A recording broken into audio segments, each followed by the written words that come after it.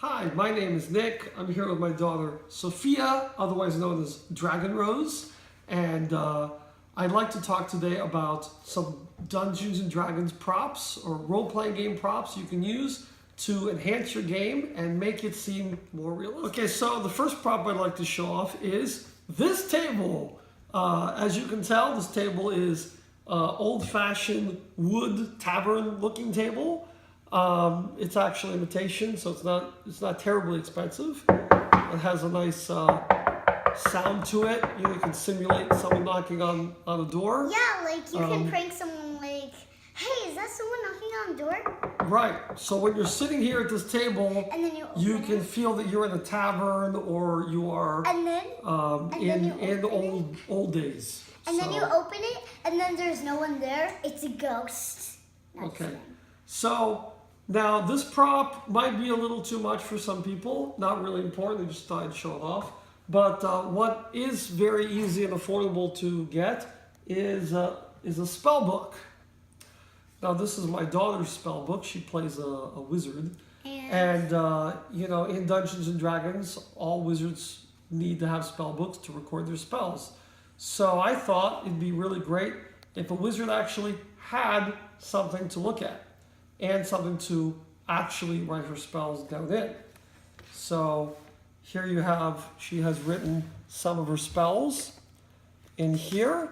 And what's also nice is that you can write down symbols, material components if you use that. What I like to do instead of material components is have magic words.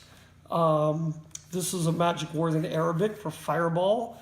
This is how you say it in English, and this is what the spell is.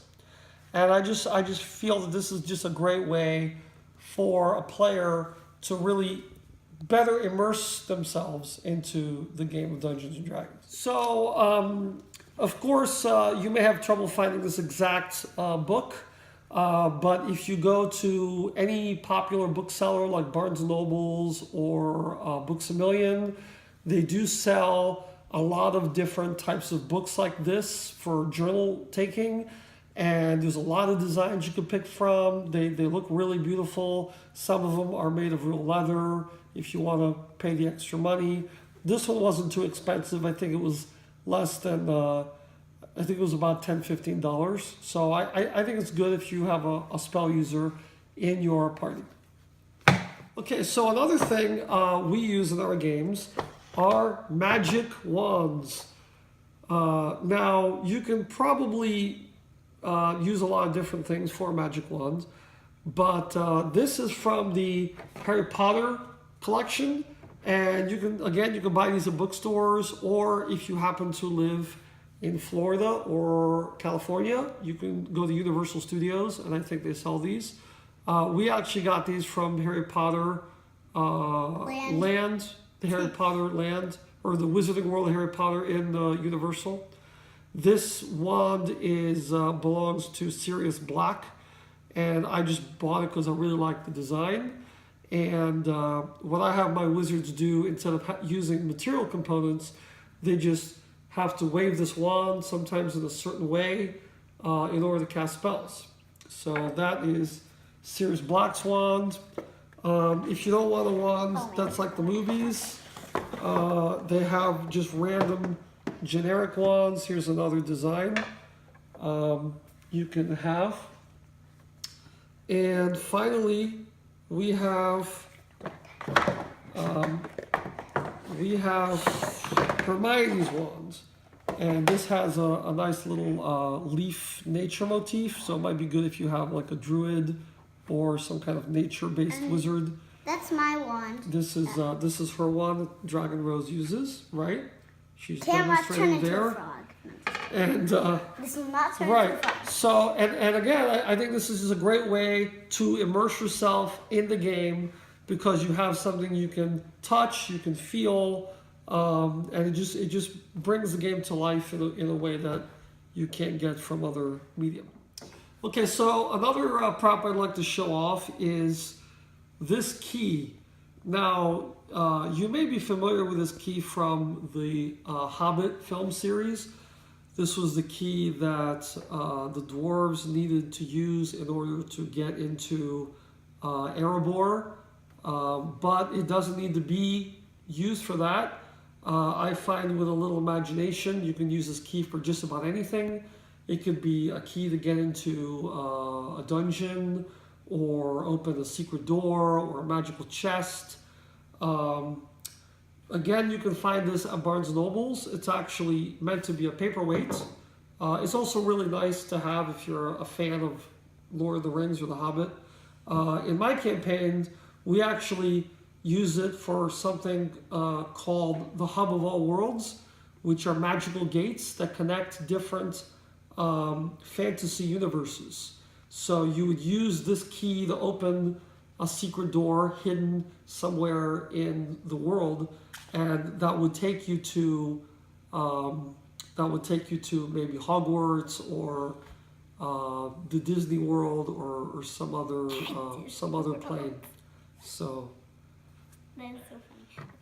Okay, so if you don't like magic for the fighters or barbarians in your party, you can use this.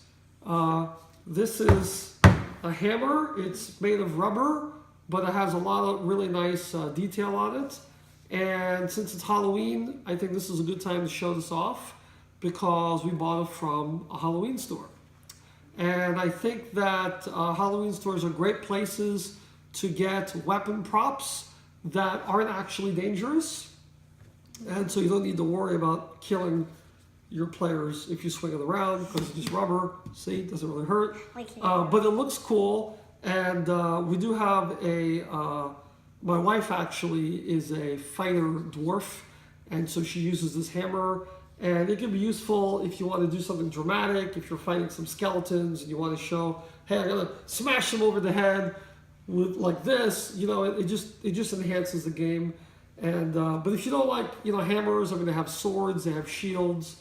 The only downside is because it's a Halloween prop, I'm pretty sure that this breaks very easily because it's not really made to be used for too long. So I would just be careful with it. But I think it's another way to add the sense of touch and weight to your game. Okay, lastly, I would like to talk about something that happened in our last campaign. Sophia, could you hand this to me? Okay. So in our last campaign, my players were in the land of Hyrule because they used the DM's key that I mentioned earlier to travel there. And when they were there, after they helped to defeat Ganon with Zelda and Link, Zelda gave a gift to the players, and the gift was a Triforce pendant. So this is the Triforce pendant right here. And it's made out of real. It's actually made out of gold, and you can buy this from Amazon. And even though it's made out of gold, it's only $15. So I don't know if it's a very thinly, it must be a very thin plated gold.